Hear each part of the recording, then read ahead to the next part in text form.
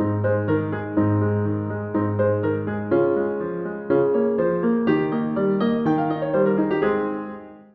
everybody. Merry Christmas in July. And today is Monday. That means it's time for film and movie night. And this week we are continuing on my Patron Picks series. And last week we did The Bishop's Wife. And today we are doing The Preacher's Wife, which is the remake from 1996.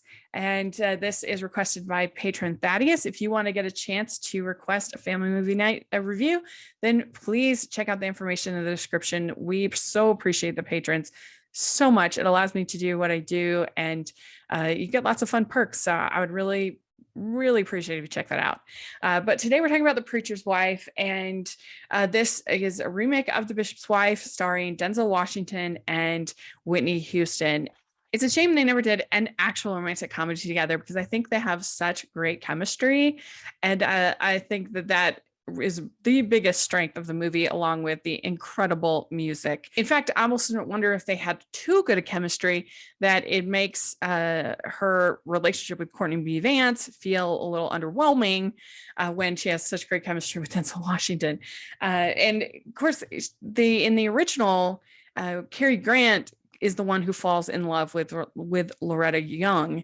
In this one, it feels like it's more Whitney Houston who's falling in love with Denzel Washington, which how could you not? He's so charming as Dudley. And so that's a different dynamic because she's the married one. Dudley is not. In the original, he's the one that falls in love with her, not her falling in love with him.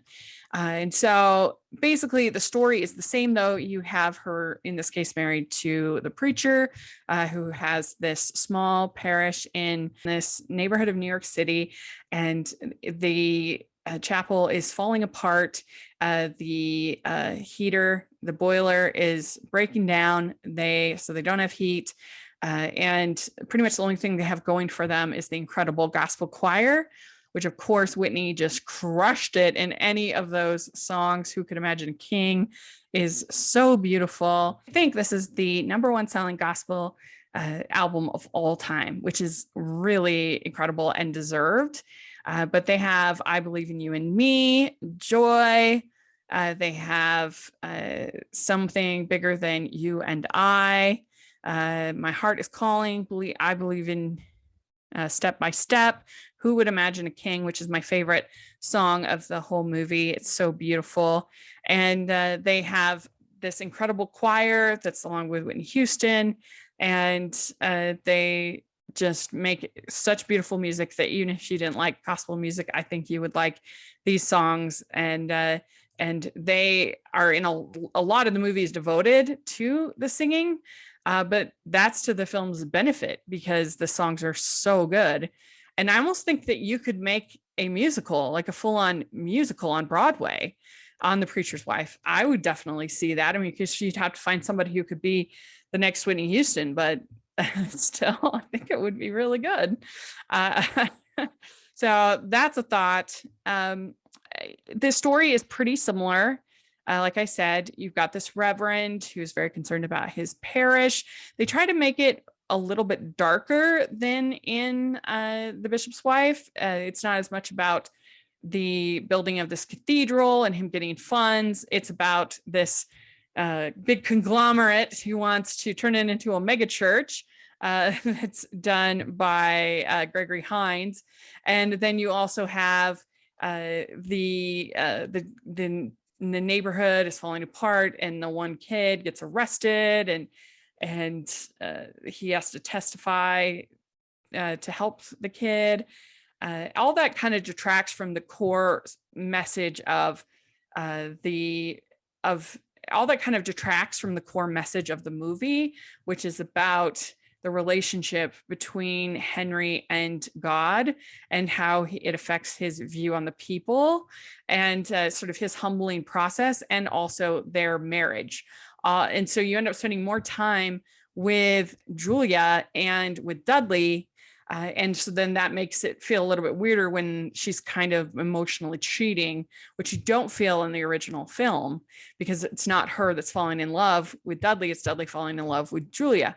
And in here, it's the reverse, and there's a lot of time spent on it.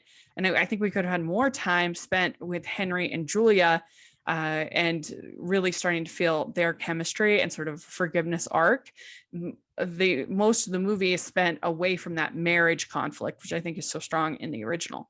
But it's still super charming, and Denzel Washington is so charming. Like I said, the music is incredible. Loretta Devine is really fun in this, and the whole rest of the cast is great.